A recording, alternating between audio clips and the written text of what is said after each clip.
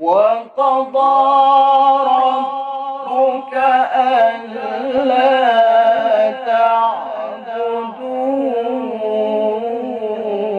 تعبدوا إلا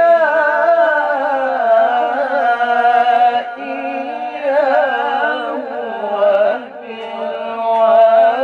وبالوالدين إحسانا يا أيها الذين آمنوا اذكروا الله ذكرا كثيرا وسبحوه بكرة